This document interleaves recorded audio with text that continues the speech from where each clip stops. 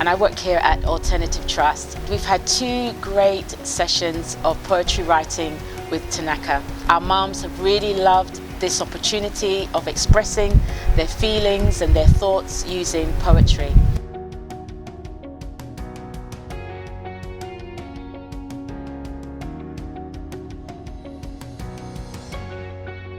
We did 2 workshops. One of them kind of a writing and editing workshop, and then another one which was more about how do we share this work. And we would have loved to be a bit more in person, but they both wound up being over Zoom.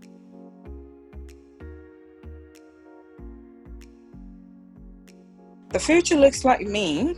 The future looks like a lion surviving a tsunami by learning how to be a carpenter. The future looks like my nephew's nose at 12 o'clock.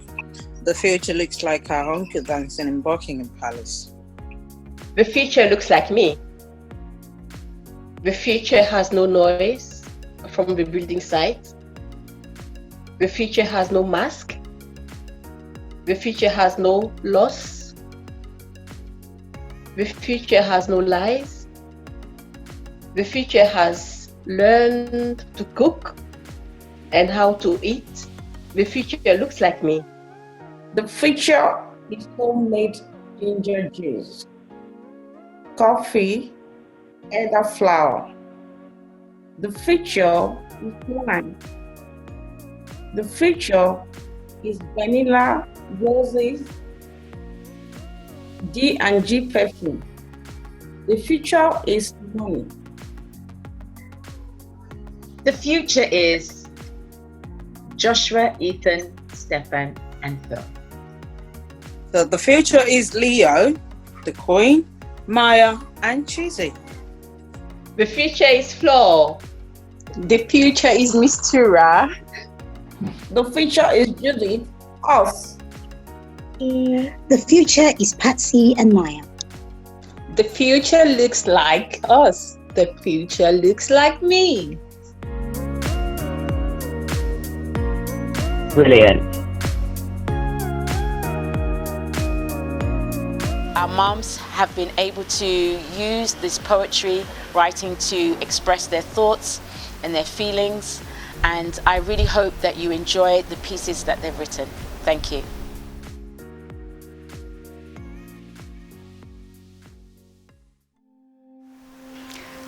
No one was waiting for you.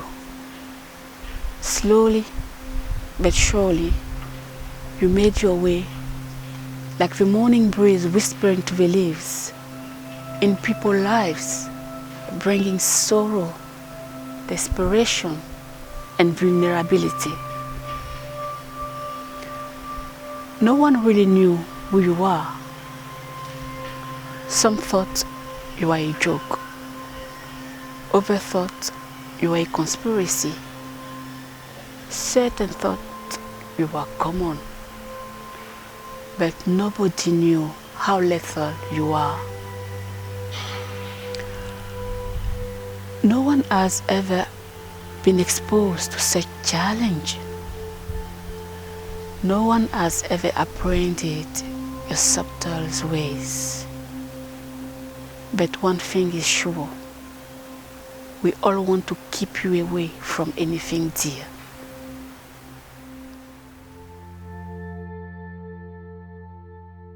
You know, there are fantastic poets in that group, 100%.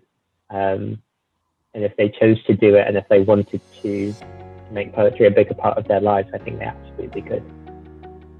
We're really big at the moment. We're talking a lot about community support and aid and all of those things. But in order for your community to support you, you need to be able to articulate what your needs are, what your strengths are, you need to be able to tell people what the terrain of your life is so that they can come in and support you and so that you can be in support of them.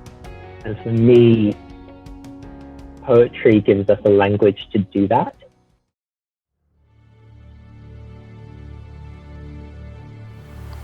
What if my life were different? Then I would be in my mansion, not suffering at all, but swimming in my heated pool. And the water would be full of life, vibrant, alive, very much like my blood. And there will be no floods. Only measured jugs of spring water, pure and comforting, cocooning one's body as though a storm, making all the difference to my whole life story.